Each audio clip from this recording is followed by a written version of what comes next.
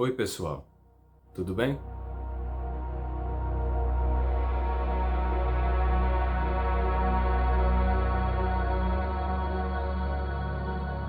Hoje, como vocês podem ver, eu tô num ambiente diferente, eu não tô em casa, tá? Eu tô no interior do Rio Grande do Norte, né? Eu sou da capital, sou de Natal, mas hoje estou no interior, longe do litoral, numa região serrana, então aqui a temperatura é mais baixa, né? Inclusive temos a opção de aquecer o ambiente, algo que não é normal na capital, nem é necessário. Aqui as temperaturas elas podem cair mais, e provavelmente uma pessoa da região sul diria que não faz tanto frio assim, mas é bom lembrar que a sensação de frio é relativa, né? O que causa frio em algumas pessoas não é o mesmo que causa frio em outras pessoas. Então, sim, para o padrão aqui do Rio Grande do Norte, aqui faz frio. A temperatura aqui cai para baixo dos 20 graus, o que não é normal em Natal. Aí pode chegar a 16, 15, 14 graus. Não sei qual é a temperatura mínima que a gente pode ter aqui, mas em Natal, pelo menos, dificilmente fica abaixo dos 22 graus. Vou colocar aí na tela para vocês verem um pouco do ambiente, do que aqui a gente vê aqui, que é bem diferente do que a gente veria da paisagem lá de Natal. Bem, mas agora, sobre o tema central do vídeo de hoje, vamos falar sobre vogais tônicas, vogais longas e sobre tons também, certo? Por que vamos falar sobre isso? Porque são conceitos que as pessoas não entendem muito bem de forma geral, e em um dos meus vídeos eu falei sobre características que existem em diferentes línguas e eu mencionei os tons. Eu mencionei que em chinês existem diferentes tons e que as palavras, você pode ter palavras que são diferenciadas simplesmente pelo tom, né? Então, em mandarim especificamente, eu tinha dado o exemplo de Ma, que significa mãe, e Ma, que significa cavalo. E houve muitos comentários, mais do que eu esperava, de pessoas dizendo: ah, português também é tonal, porque a gente diferencia avô e avó. Ou outras pessoas diziam: ah, a gente diferencia para, do verbo parar, e Pará, o nome do estado do Pará, que tem um acento no final, né? Para, Pará, avô, avó. E as pessoas ficavam dando exemplos como esses constantemente. Houve muitos comentários assim para dizer que o português também é tonal, porque a gente tem essas diferenças. Primeiro, um comentário que eu gostaria de fazer é: eu não entendo muito bem por que tantas pessoas, enquanto estão assistindo a um vídeo em um canal de um linguista, uma pessoa que dedica a vida a estudar e ensinar idiomas, por que a pessoa vai lá e escreve: não, na verdade o português é tonal sim, e aqui está a prova. Por que comentar dessa forma? Eu não entendo muito bem. Eu imaginaria que a pessoa deixaria um comentário assim: olha, em português nós temos tais palavras. Isso não seria um exemplo contrário ao que você disse? Tipo, isso não demonstraria que o português é sim uma língua tonal? Ou seja, em vez de a pessoa chegar com um questionamento e apresentar a evidência, as pessoas já chegam, muitas pessoas já chegaram com comentários dizendo que a minha afirmação estava errada e que, na verdade, o português é uma língua tonal, sim. Mas essa forma de se comportar parece ser comum na internet, né? As pessoas simplesmente agem assim, como se elas entendessem muito sobre todos os assuntos, mesmo sobre assuntos que elas não entendem muito bem. Bem, mas antes de explicar por que esses exemplos dados por essas pessoas são incorretos, não podemos esquecer que uma coisa é certa: a qualidade dos produtos da Insider. Hoje eu tô com uma peça de roupa que eu não tinha usado antes ainda, ó. Essa daqui, ela é de manga longa, na verdade, né? Mas eu deixei a manga assim dobrada. Essa daqui é uma peça de roupa que eu gostei muito, tá? Ela tem uma aparência talvez mais elegante do que a camiseta básica da Insider, que é muito boa para o dia a dia. Essa daqui tem uma aparência mais elegante. O mais legal é que ela é muito boa aqui, onde eu estou agora, com esse tempo mais frio em relação à capital, mas ao mesmo tempo ela é muito boa para eu usar em Natal também, porque surpreendentemente, eu já mencionei isso antes, mas as peças de roupa da Insider têm uma ótima regulação térmica. Então aqui, onde eu preciso que ela aqueça um pouco mais o meu corpo, ela retém o calor. Mas se eu estiver em casa, por exemplo, lá em Natal com ela, eu não fico suando, porque ela não retém o calor, ela deixa o calor escapar.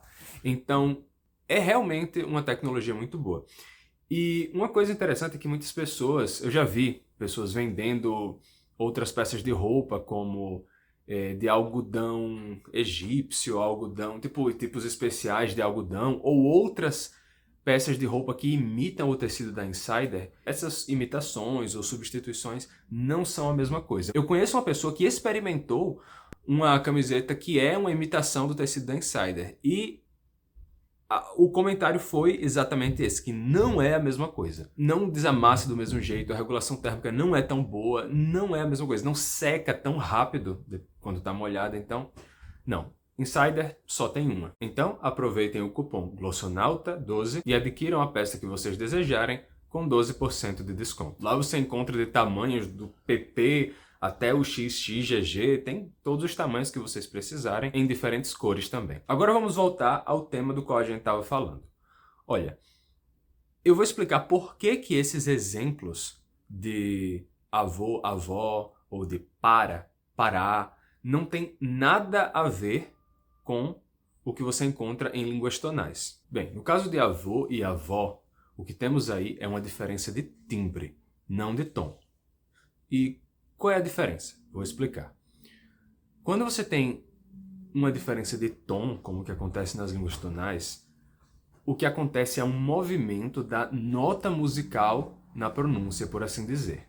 Então, em chinês, quando você diferencia ma de ma, que significam mãe e cavalo, respectivamente, a diferença não está na forma diferente de articular o som do A. É o mesmo A. A, mas em um dos casos, você segura ele num tom reto, ma, e no outro, você desce e sobe. Ma, certo? Isso não é o que acontece no caso de avô e avó. Nesses casos, a nota musical não importa. É tanto que eu posso pronunciar numa nota musical reta e ainda assim você vai saber qual é uma palavra e qual é a outra. Eu posso fazer avô, avó, o. É a mesma nota musical, tá? Eu não estou fazendo o. Eu estou só segurando a mesma nota. O. E você sabe qual é o som fechado e qual é o som aberto. Ou seja, não há uma diferença tonal. Há simplesmente uma diferença de timbre. Tá? Da mesma forma que a gente tem um timbre diferente da vogal do I para E, e de E para E de E para A, e A para O, e O, U. São vários timbres diferentes e esses timbres não dependem da nota musical. Eu posso, fazendo a mesma nota, pronunciar todas essas vogais e fazer I, E, A, O, U. Então, foi a mesma nota e todas as vogais foram pronunciadas. No caso das línguas tonais, você pode, fazendo a mesma vogal, pronunciar coisas diferentes. E você pode fazer, por exemplo, A, certo? Isso é o que você encontra numa língua tonal. Não tem nada a ver com o que acontece em português entre avô e avó. Aqui temos diferença de timbre e nas línguas tonais temos diferenças de tons. São coisas diferentes. Agora, outro exemplo que deram foi a diferença entre sábia, sabia e sabiá, ou entre para e pará. O que acontece aí?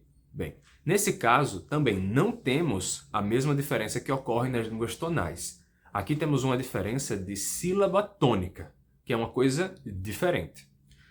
Na sílaba tônica, você vai ter uma sílaba que é mais marcada que as outras sílabas daquela palavra. Tá?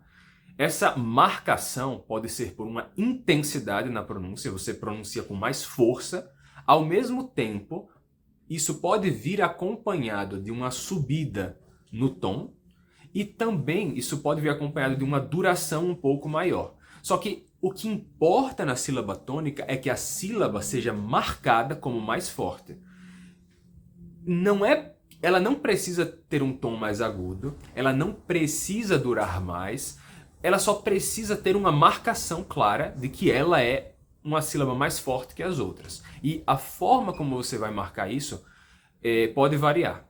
Diferente do que acontece em línguas tonais, em que o que importa é o tom, é mesmo o tom, a subida e descida de tom, é a nota musical que você está pronunciando. Então, quando você pronuncia para e parar, eu posso marcar a sílaba tônica subindo um pouco o tom e fazer assim, para. E a sílaba átona ficar mais grave, para, parar. Mas eu não preciso fazer isso. Eu posso, com a mesma nota, fazer para, parar. Ou seja, tá. E eu posso marcar a diferença sem fazer uma diferença de tom.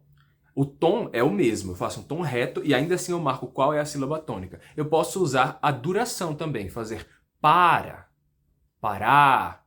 Posso, mas eu não preciso alongar. Eu posso fazer para, parar, sem alongar. Eu posso até mesmo fazer a átona com uma duração maior do que a tônica. Eu posso pronunciar para. A átona, para, está durando mais que a tônica. Eu posso fazer para. Ou seja, a tônica nesse caso é a segunda, mas a átona dura mais. Como vocês podem ver, isso é diferente também dos tons que você encontra em línguas tonais, certo? Então, são coisas diferentes. E um outro comentário que eu ainda vou fazer é sobre vogais longas, certo? Vogais longas, isso é outra coisa, é outro elemento que o português não tem. Isso existe em latim, existe em japonês, existe em tcheco, eslovaco, finlandês. Muitas línguas têm vogais longas.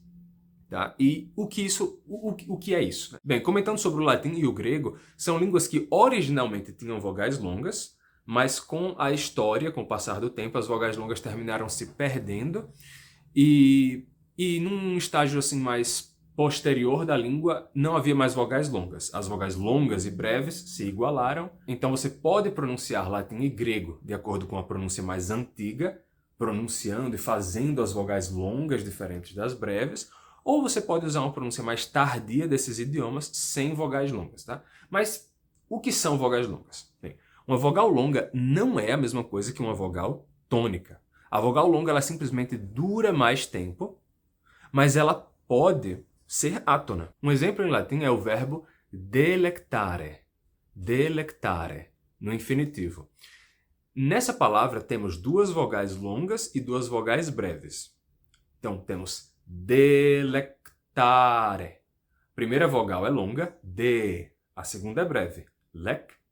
A terceira é longa, ta. E a última é breve, re. Delectare. Ou seja, você tem longa, breve, certo? A palavra não é delectare, mas delectare, tá? Esse mesmo verbo, se você conjugar ele na terceira pessoa, ele ficaria delectat. Delectat. A sílaba tônica nessa palavra é lec. É a segunda sílaba. Mas mesmo que essa seja a sílaba tônica, a vogal dessa sílaba é breve. E a vogal da sílaba precedente é longa.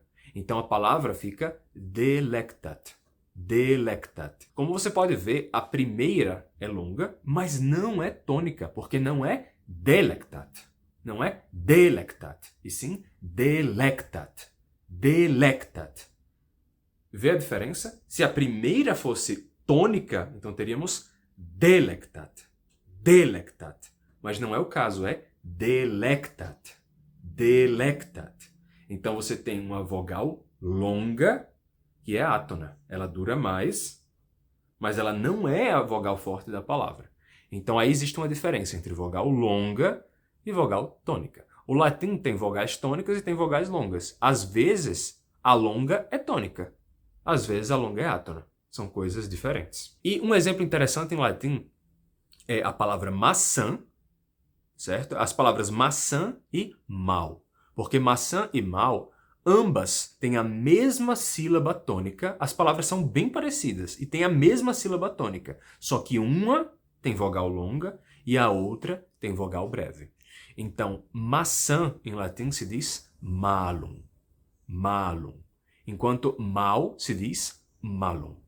Malum. Então, temos malum, malum. A sílaba tônica nas duas é a primeira. Só que em maçã é malum, malum. E em mal é malum, malum. Certo? Malum, malum. Vê? Não são a mesma coisa. Uma vogal longa e uma vogal tônica são coisas diferentes. Ela pode ser longa e tônica, ela pode ser longa e átona, ela pode ser breve e tônica, breve e átona. São coisas independentes. E o português não tem vogais longas. Em português você pode até alongar uma vogal. Então se você pronuncia casa e casa, isso não muda a palavra, porque em português casa é só a palavra casa com A alongado. Já em latim, malum e malum são palavras diferentes. Então, mexer na duração de uma vogal pode mudar a palavra e transformar em outra palavra. Já em português, não. A duração de uma vogal não transforma essa palavra em outra palavra. O português tem vogais duplas, como na palavra Saara, né, do deserto do Saara, que a gente tem com 2 As, Saara. Mas isso não é uma vogal longa, porque são dois As. Se fosse uma vogal longa, seria Saara, que não é o caso, é Saara, Saara. São 2 As diferentes, em sílabas diferentes. Saara. Uma vogal longa seria um só, seria Saara, só que longo, certo? Então, o português não tem vogal longa, o português não tem tons, tá? O português não tem tons, então, em português, avô e avó, como já expliquei, mesmo não há diferença de tom, há diferença de timbre. Em sábia, sabia e sabiá, mesma coisa, não há diferença de tons, o que há é diferença de sílaba tônica, que é um conceito diferente, que eu já expliquei também. E eu fiz esse vídeo aqui porque eu recebi já muitos comentários de pessoas fazendo essas objeções em vídeos passados. Teve um vídeo que eu fiz, eu já mencionei, e muitas pessoas deixaram comentários dizendo: ah, português tem tom sim, porque tem avô e avó, sendo que isso não é uma diferença de tom.